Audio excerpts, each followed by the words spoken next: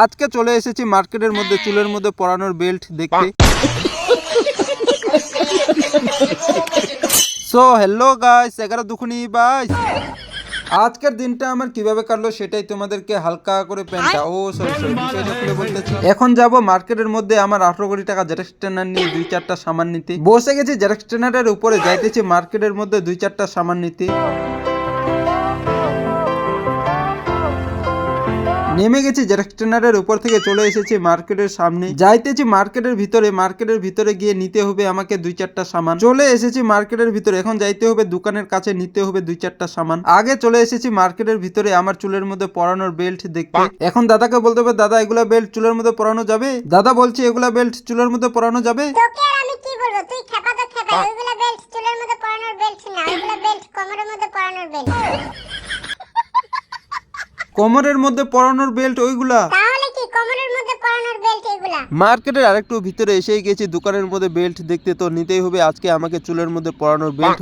Sorry কোমরের মধ্যে পরানোর বেল্ট নিতেছি, কোমরের মধ্যে পরানোর বেল্ট নিয়ে নিয়েছি। কোমরের মধ্যে পরানোর বেল্ট যাইতেছি দোকানের ভিতরে, বলতে কোমরের মধ্যে পরানোর বেল্টের দাম কত। চলে এসেছি দোকানের ভিতরে, বলতে হবে কোমরের মধ্যে পরানোর বেল্টের দাম কত। এটা বেল্টের দাম কত? ওইটা বেল্টের দাম হচ্ছে 100 টাকা। 20 টাকা দিয়ে দিবা কি? আরে খেপা, তোকে আমার দোকান থেকে বেল্ট নিতে হবে না। ভাগ আমার দোকান থেকে, আমার দোকানদারি নষ্ট করতে এসেছিস।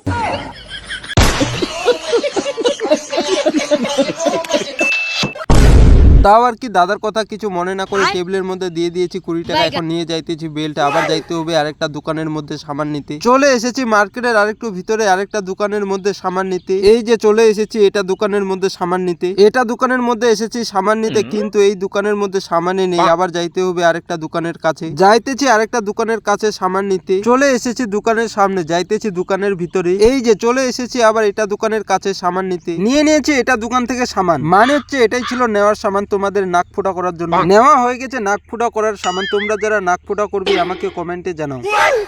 আজকে মার্কেটের মধ্যে এসেই গেছি 2-4টা সামান নিতে, তার জন্য চলে এসেছি একটু সবজি বিক্রি করার এইদিকে। সবজি বিক্রি করার আরেকটু ভিতরে এসে দেখা গেল যে আজকেও নিয়ে চলে এসেছে আমার বন্ধু মার্কেটের মধ্যে সবজি বিক্রি করতে। তো বন্ধুরা, আজকে জাহিদ ভাই এসেছে লেউসু পাগড়ি মার্কেটের মধ্যে, তো আমি নিয়ে এসেছি দোকান। তো এখন জাহিদ ভাইকে দোকানের মধ্যে বসিয়ে দিয়েছি, তো আপনারা দেখতে পাচ্ছেন এই রকম সবজি আলু পেঁয়াজ সব কিছু আছে দোকানের মধ্যে। এখন জাহিদ ভাই কিছুক্ষণ দোকান করবে, তারপর আবার সে বাড়ি চলে যাবে। বন্ধুরা, আমাদের পাশে রয়েছে আমাদের একটা দাদি, যে দাদি ভিডিও করে ইউটিউবে আর ফেসবুকে। তো দাদিও বলতেছে যে আমাদেরকে একটু ভিডিওতে নাও। তো জাহিদ ভাই এসে এখন দাদিকে একটু শর্ট নিল, তো আপনারা দেখতে থাকেন ব্লগ, দেখতে পারবেন অনেক কিছু। হয়ে গেছে আমার বন্ধুর দোকানের মধ্যে সবজি বিক্রি করা, এখন যাব আমি বাড়ি।